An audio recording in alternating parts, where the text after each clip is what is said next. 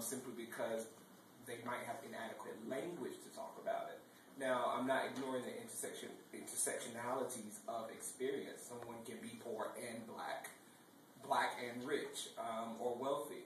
But it seems like there is this kind of movement to, the kind of thrust to the movement to almost be kind of kumbaya, we're all together, let's move together. And what do you think about that in particular? I never learned all the words to kumbaya, so I've never been one known to sing that. Here's the deal. We have a chance, unlike any of the opportunities, again, I've seen in the 46 years I've been working on this, through the Vietnam War, anti-war movement, through parts of the school integration movement, through pieces of the Black Power movement, to things around housing, to things around labor organizing. Those are stuff I've been personally involved with during that time.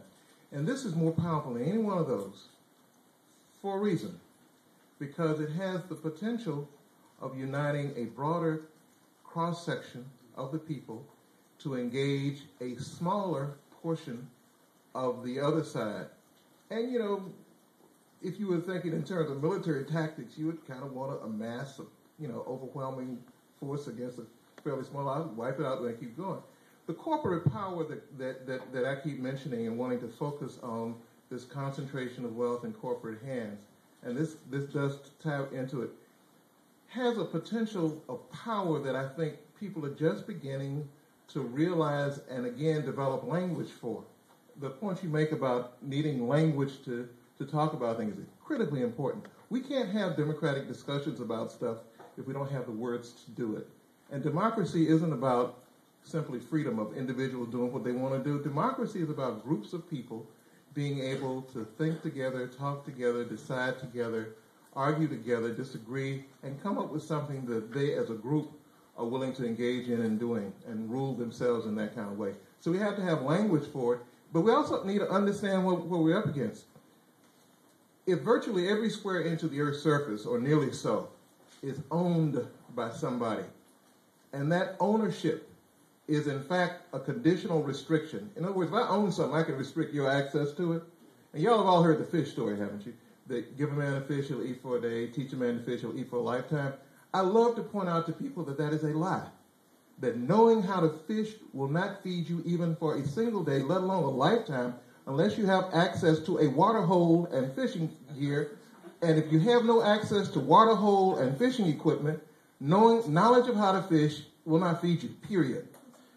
Ownership means that somebody owns all the water holes and all the fishing gear.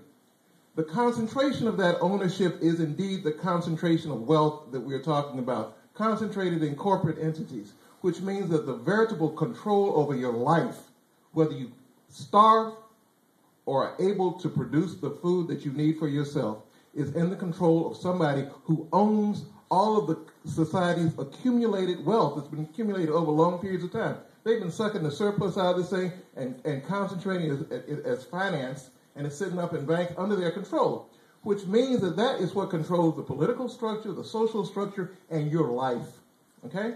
So given that that's the case, I want to engage with as many people as I can to transform that situation, not by trying to influence people who I accept their ownership and control over my life that way, but rather to come up with new mechanisms of control of the very power over our ability to control ourselves.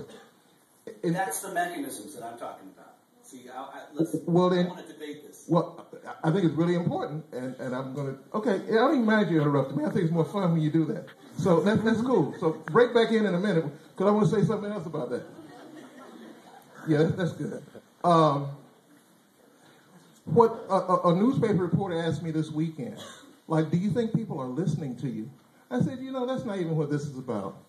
What we are doing is constructing the mechanisms for us in this community to creatively talk about the future of this community, not in such a way to convince those who have power to either accept or reject what we're talking about.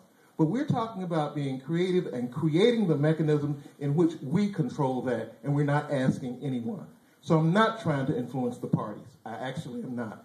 I'm trying to be a part of constructing the mechanism of democracy in this country, which is not the mechanism that accepts the power of the parties, the concentration of wealth in the corporations, and then tries to influence it to do a few nice things for us while continuing to do what it fundamentally wants to because it controls all of our lives. It is that kind of, the slavery, what some people talk about is debt slavery. Some other people call it wage slavery. The slavery that is associated by having your life fundamentally under the control of somebody else is what I'm trying to break through by helping people. And I'm watching this happen. And it's such a beautiful thing to see, to actually be out among people who are constructing the kinds of decisions that are not, again, about, that is a small conception of what this might be. The larger conception, the profound conception that I say, when I say this is the biggest social movement I've seen in my life, it is a conception of this constructing something entirely new, not on the basis of trying to influence those parties, but in fact being a new political entity. Well, I mean, you have been living the life of political movement building and struggle for 40-some years. 46. 46 years. So in some ways, I'm really taken, and I'm very taken by you saying that this is the largest movement. That's very significant to me, that you're saying that, given your experience and... Been watching. Yes. But I really think that we need to get to this issue of the mechanisms, because I'm not disagreeing with you in terms of the need to challenge the corporations, in terms of the control of concentration of wealth and that kind of power.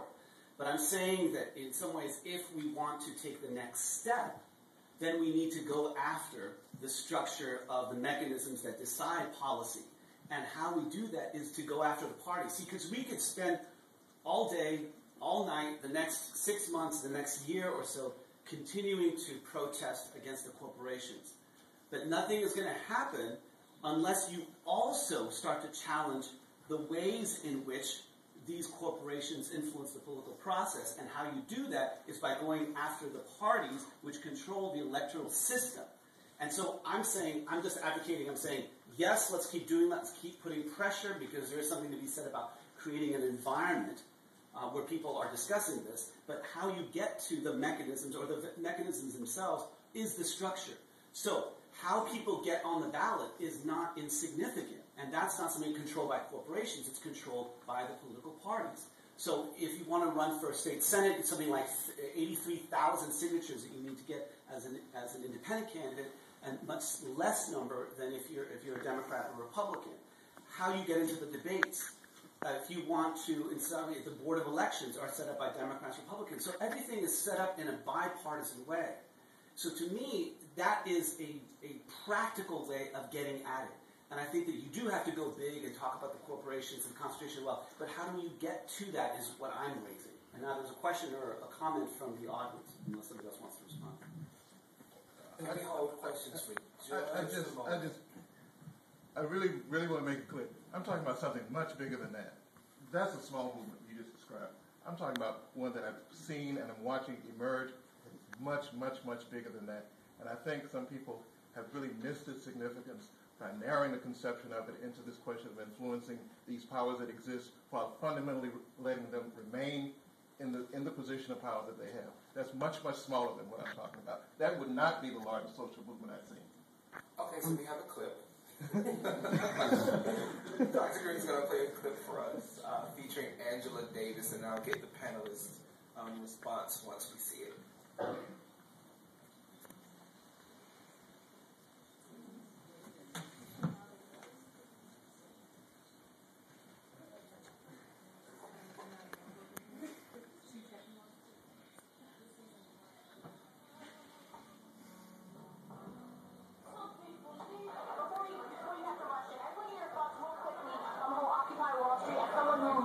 A person who is always leading a group of people